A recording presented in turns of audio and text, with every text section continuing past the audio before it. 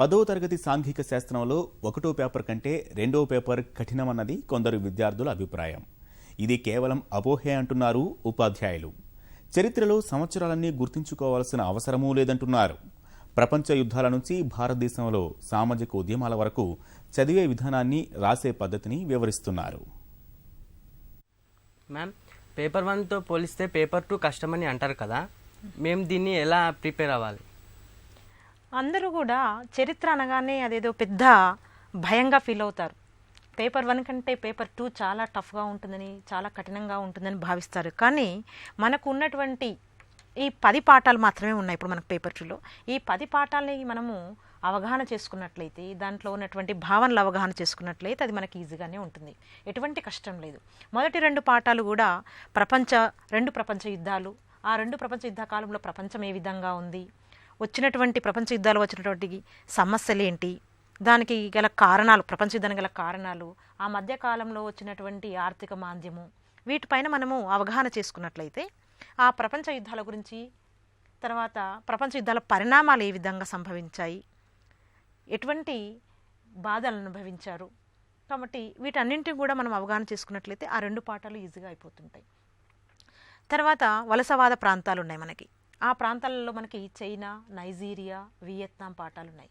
ఆ పాఠాలు కూడా మన భారతదేశానికి లింకప్ చేసుకొని చదువుతూ ఉన్నట్లయితే, ఉదాహరణకి వియత్నాం జాతీయోద్యమం ఉంది, మన భారతదేశ జాతీయోద్యమంతో పోల్చుకొని చదువుకున్నట్లయితే మనకి ఈజీగా ఉంటుంది. అట్లాగే దాని తర్వాత మనకి భారతదేశము జాతీయోద్యమంలో గాంధీజీ, సుభాష్ చంద్రబోస్, ఈ విధంగా వ్యక్తుల గురించి కూడా మనకి ఇవ్వడం జరిగింది. వాళ్ళని కూడా వాటి గురించి కూడా మనం చదువుకున్నట్లయితే అది మనకు, ఎందుకంటే మనకు 8th క్లాస్లో కూడా చదువుకున్నాం జాతీయోద్యమం గురించి, కాబట్టి లింకప్ అనేది ఉంటుంది. కాబట్టి మనకు ఎటువంటి భయం లేకుండా, ఎటువంటి చరిత్ర అనగానే ఏదో భయపడినట్లుగా ఏం ఫీల్ అవ్వకుండా మనము ఈజీగా చదువుకునే పాఠాలు మనకు ఉన్నాయి.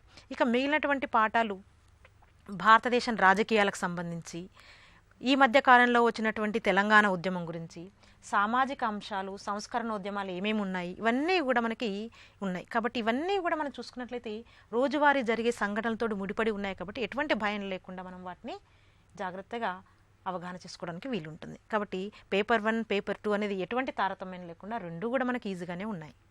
మ్యామ్, చరిత్రలో జవాబులు రాసేటప్పుడు సంవత్సరాలు తప్పనిసరిగా రాయాలా? చరిత్ర అనగానే సంవత్సరాలు గుర్తుపెట్టుకోవాలి అనేది మనకి ఎప్పటి నుంచో మన విద్యార్థుల్లోనూ చాలామందిలోనూ ఒక ఫిక్స్డ్గా ఉండిపోయినది. కానీ ఈ సిసిఈ మెథడ్ మనం ప్రారంభించినప్పటి నుంచి ఎక్కువగా మెమరీ బేస్డ్ క్వశ్చన్స్ అనేటివి అడగడం తగ్గించేసాం. పాఠం ఎంతవరకు అవగాహన జరిగింది పిల్లల్లో, ఏ విధంగా వాళ్ళు తమ యొక్క అభిప్రాయాన్ని వెలిబుచ్చగలుగుతున్నారు అనేది మనం ముఖ్యంగా మూల్యాంకనం చేస్తున్నాం. కాబట్టి పరీక్షల్లో కంపల్సరీగా జవాబులు రాసేటప్పుడు సంవత్సరాలు రాయాల్సిన అవసరం లేదు. కానీ కొన్ని సందర్భాల్లో ఒక ఆర్డర్ ప్రకారంగా జవాబు రాసేది ఉంటుంది. ఉదాహరణకి భారత జాతీయోద్యమం అన్నప్పుడు ఏ ఈవెంట్ తర్వాత ఏ ఈవెంట్ జరిగిందని రాసేటప్పుడు ఆ క్రొనలాజికల్ ఆర్డర్ అనేది మనము, అంటే ఆ సంవత్సరాల ప్రకారంగా జరిగినట్టు ఈవెంట్స్ని రాస్తూ పోవాలి. అప్పుడు కొన్ని సందర్భాల్లో రాయాల్సిన ఉంటుంది. సమకాలీన అంశాలపై ఎలాంటి స్వభావం గల ప్రశ్నలు వస్తాయి? మనకి ప్రశ్నపత్రంలో సమకాలీన అంశాలకు సంబంధించి 4 మార్కులు ఉంటాయి. మొదటి పేపర్లో 4 మార్కులు ఉంటాయి, 2వ పేపర్లో కూడా 4 మార్కులు ఉంటాయి. మరి సమకాలీన అంశాలకు సంబంధించి ఎలాంటి ప్రశ్నలు వస్తాయి అనే కదా మీ ప్రశ్న. సమకాలీన స్థానిక అంశాలపైన విద్యార్థుల యొక్క ప్రతిస్పందన తెలుసుకోవటానికి ఈ ప్రశ్నలు అడుగుతడం జరుగుతుంది. సమకాలీన అంశాలు అంటే తమ పరిస్థితులలో, తమ స్థానికంగా ఈ మధ్యకాలంలో జరిగిన విషయాలపై తమ పాఠాలకు ఉన్నటువంటి లింకప్ని ఎలా అప్లై చేసుకుంటున్నారు, ఏ విధంగా అన్వయించుకుంటున్నాడు విద్యార్థి అనేది ప్రశ్నించడానికి ఈ ప్రశ్నలు అనేవి జరుగుతాయి. ఇంతకు ముందు జరిగినటువంటి సందర్భాల్లో జరిగినటువంటి విప్లవాలు కానీ, సామాజికోద్యమాలు కానీ, ఈ మధ్యకాలంలో జరుగుతున్నటువంటి సామాజికోద్యమాలతో కంపేర్ చేస్తూ రాయాల్సి ఉంటుంది. అట్లాగే స్థానికంగా ఉన్నటువంటి సమస్యలు ఏంటి, ఆ స్థానిక సమస్యలపైన విద్యార్థి యొక్క అవగాహన ఏ విధంగా ఉంది, వీటిని ప్రశ్నించడానికి ఈ సమకాలీన అంశాల గురించి మనం ప్రవేశపెట్టడం జరిగింది మన ప్రశ్నపత్రంలో. కాబట్టి పాఠం చదివేటప్పుడు అవగాహన చేసుకునేటప్పుడు పాఠంలో ఉన్న అంశాలని ప్రస్తుత కాలమాన పరిస్థితులకు అన్వయించుకుంటూ పరిసర ప్రాంతాలకు అన్వయించుకుంటూ చదువుకున్నట్లయితే దానికి ఉన్నటువంటి ఆ సమస్యలకు కానీ ఆ ప్రాంతంలో ఉన్నటువంటి సామాజిక ఉద్యమాలకు ఉదాహరణలు ఇవ్వడం కానీ ఇవన్నీ కూడా మనము చేయవచ్చు. కాబట్టి ఎక్కువగా సమస్య ఏంటిది అని మనము ఆ ప్రశ్నను చదవగానే దాంట్లో ఉన్నటువంటి సమస్య ఏంటి, అది మన పరిస్థితులకు ఏ విధంగా మనము అన్వయించుకుంటున్నాం అనేది ముఖ్యమైనటువంటిది. కాబట్టి దాన్ని మనము ప్రశ్నని అర్థం చేసుకోవడంలోనే ఎక్కువగా ఇంపార్టెన్స్ ఉంటుందన్నమాట. ప్రశంస, సున్నితత్వం, విద్యా ప్రమాణం కింద వచ్చే ప్రశ్నలు ఏమైనా ఉంటాయా టీచర్? మనకి ప్రశంస, సున్నితత్వము, విద్యా ప్రమాణం అనేది మనం ఒకటి పరీక్షల్లో మనకున్నది. కాబట్టి ఈ ప్రశంస, సున్నితత్వం కింద కూడా ప్రశ్నలు అడిగే అవకాశం ఉంటుంది.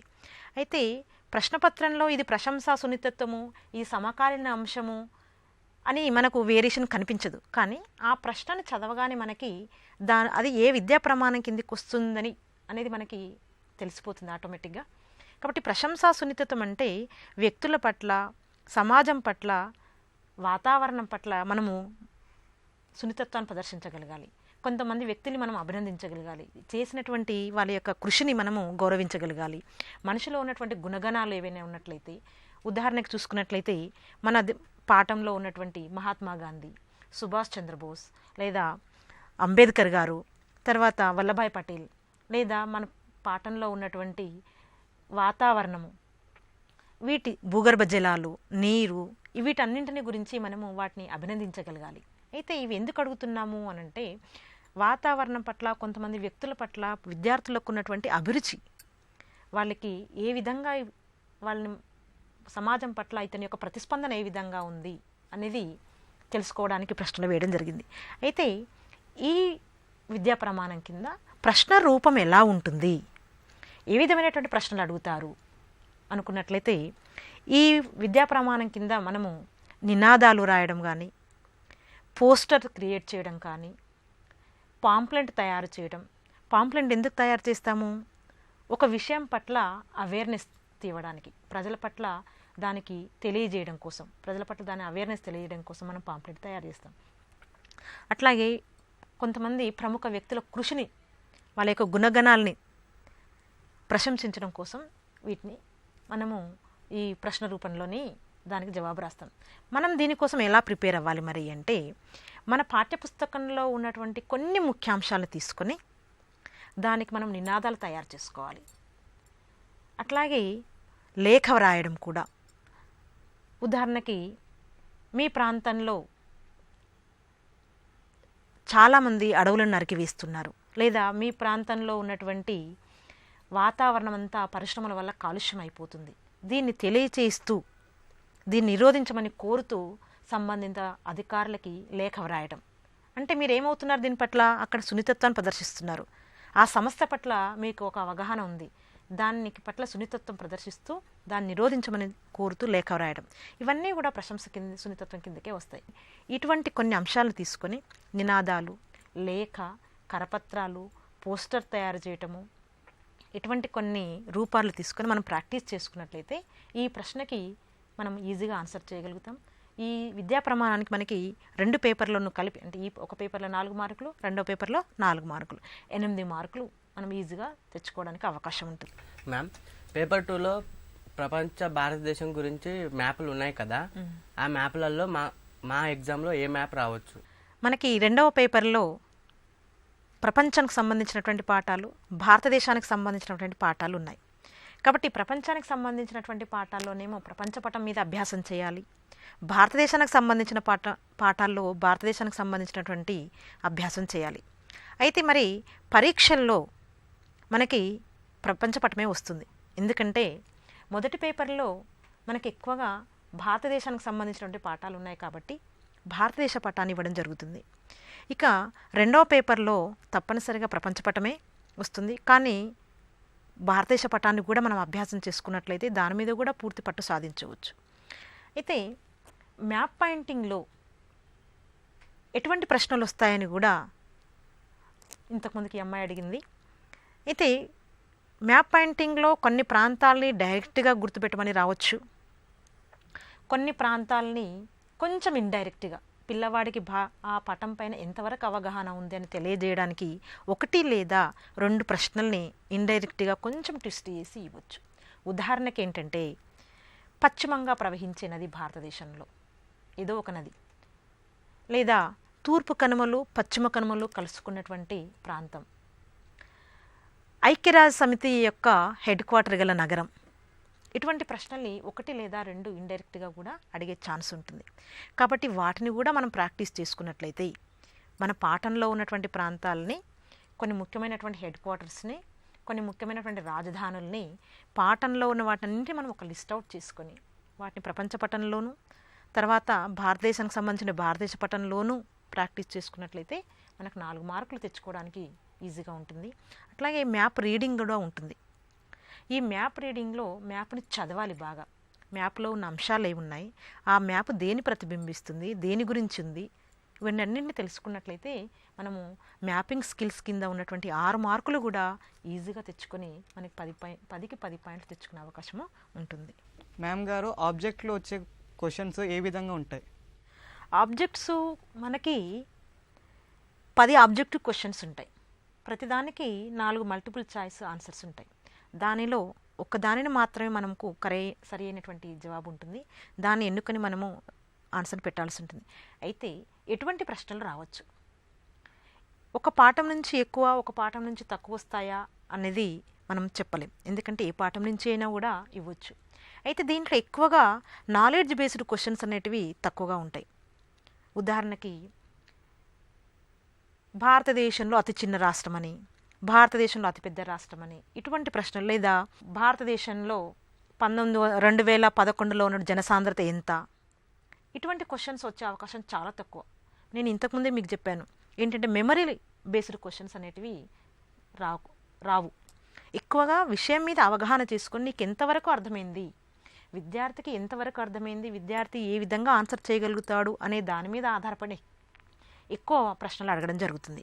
ప్రతి ప్రశ్నకి ఆ ప్రశ్న కింద ఉన్నటువంటి 4 జవాబులని బాగా చదువుకొని కూలంకషంగా ఏది సరి అయినటువంటి ఆన్సర్ ఉంటుందో కొంచెం అనాలిసిస్ చేసుకొని రాయాల్సిన ఉంటుంది. కాబట్టి ఎక్కువగా ఆ అవగాహన చేసుకోవాలి. పాఠాలన్నీ అవగాహన చేసుకున్నట్లయితేనే దానికి సంబంధించిన బిట్స్ కూడా మనము ఆన్సర్ చేయగలుగుతాం. మనకి 5 మార్కులు ఉంటాయి కాబట్టి 5 మార్కులు ఎక్కడ పోకుండా మన గ్రిప్లో ఉన్నట్టుగా, పాఠాలన్నీ గ్రిప్లో ఉన్నట్లయితే మార్కులు కూడా మన గ్రిప్లో ఉంటాయి. ప్రాక్టీస్ అనేది బాగా జరగాలి సాంఘిక శాస్త్రంలో. రోట్ లెర్నింగ్కి స్వస్తి చెప్పి విద్యార్థులు దాన్ని అవగాహన చేసుకున్నట్లయితే తమ సమకాలీన సామాజిక అంశాలపైన కూడా రాయగలిగే స్థాయి పెరుగుతుంది వారికి. 1 మార్కు ప్రశ్నకి ఎక్కువ సమయాన్ని, 4 మార్కుల ప్రశ్నకి తక్కువ సమయాన్ని ఇవ్వకుండా ఎన్ని వాక్యాల్లో రాయమన్నాడు, 1 మార్కుకి కనీసము 1 లేదా 2 వాక్యాల్లో రాయమని అడుగుతారు. అటువంటి ప్రశ్నని 1 లేదా 2 అంతకు మించి లేదా 2-3 వాక్యాల్లోనే ముగించేటట్లుగా మనము ప్రాక్టీస్ చేసుకున్నట్లయితే సమయం కలిసి వస్తుంది. ఈ సమయాన్ని మనము వ్యాసరూప ప్రశ్నలు రాసేటప్పుడు, లేదా టేబుల్స్ కానీ, పారాగ్రాఫ్లు కానీ, పటాలు కానీ విశ్లేషణ చేసేటప్పుడు మనకు ఈ సమయం కలిసి వస్తుంది. 4 మార్కుల ప్రశ్నలు రాసేటప్పుడు 8 నుండి 10 వాక్యాలు రాయమని అడుగుతారు.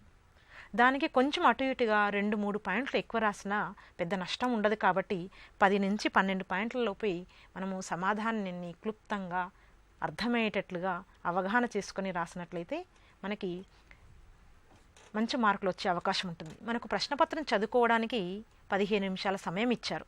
ఆ 15 నిమిషాల సమయంలో కేవలం ప్రశ్నపత్రాన్ని మాత్రమే చదువుకొని అవగాహన చేసుకున్నట్లయితే మనం పూర్తి మార్కులు తెచ్చుకోవడానికి అవకాశం ఉంటుంది. కాబట్టి సాంఘిక శాస్త్రం అనేది ఈజీగా 10కి 10 పాయింట్లు తెచ్చుకోవడానికి మనకి సులువుగా ఉన్నటువంటి ఈ విద్యా ప్రమాణాలని అవగాహన చేసుకోవటమే అన్నింటికంటే ముఖ్యం.